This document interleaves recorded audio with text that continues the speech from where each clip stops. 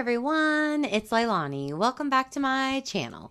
So today we're going to be working on another Project Life spread for week 29 of 2022. So this week I pulled out a lot of Ellie Studio goodies that I had in my stash.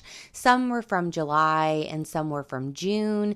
And then whenever I was grabbing the little die cuts that it always comes with, I found a few in my drawer from just random months. So it's all Ellie Studio, but it's all kind of just a total random stash here. And then I did grab these thickers, or no, not thickers, but just alphas from my stash that I think are from Pink Fresh, and I have a ton of them left, so I need to keep those handy so I can start to use those up a little bit more.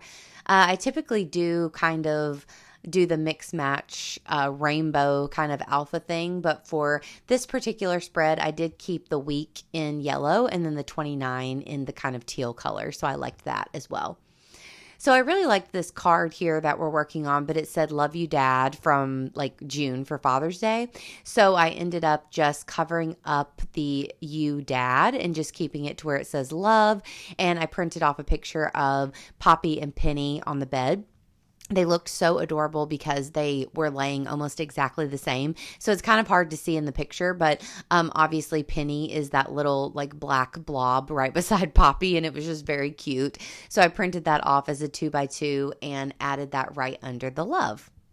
So now I'm just kind of going through all of these little die cuts. I always really love these. They're super fun to add to your photos. And with the Ellie Studio kits, they are mostly like very loosely themed for the month. So you might have one card that kind of, or maybe like a couple cards that have maybe a summer sentiment on them, or like that one that was for Father's Day. But a lot of them also are just for any type of scrapbooking that you want to do. So I really love that mixture.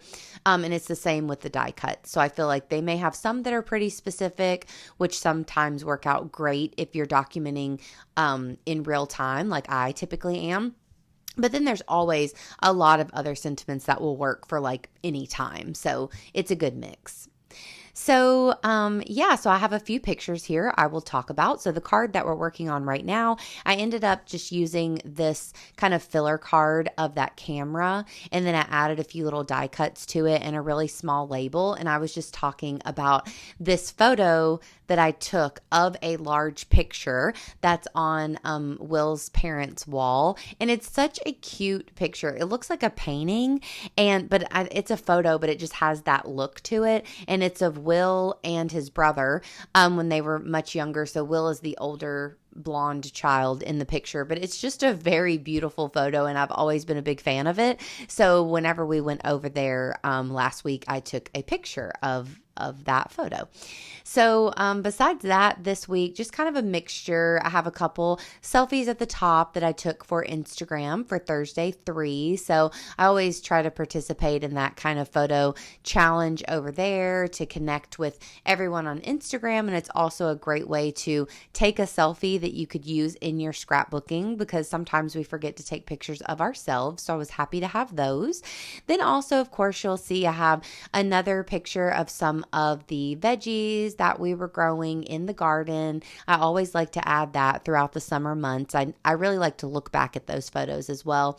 Then I have a picture of some roses that I got at Target this week. And then I'm doing a little journaling here to go with the first 3x4 card there, which is a screenshot of just like my Patreon kind of dashboard kind of thing. And it just says that I made it to 70 patrons. So that will definitely fluctuate, but I'm so thankful for my patrons and for that community and just the ability to do this for a living is really incredible.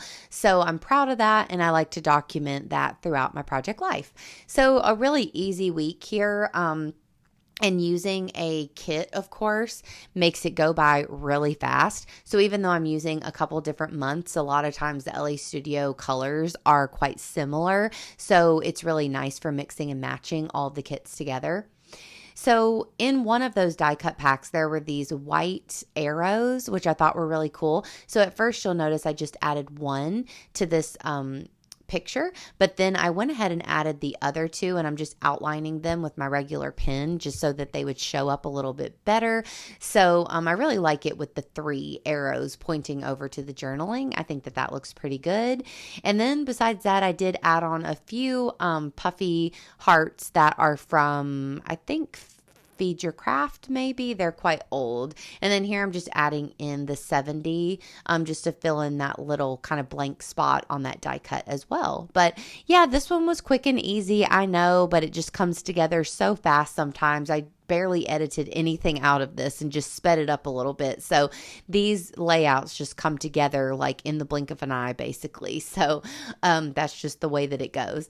So here, just to bring in a little bit more of the black or the darker colors, I decided to add a bit of a like dashed border around this photo. And I did end up covering up the heart that was already on this card with one of the puffy hearts, just because it was a little bigger and I thought made more of an impact and I liked it a little more.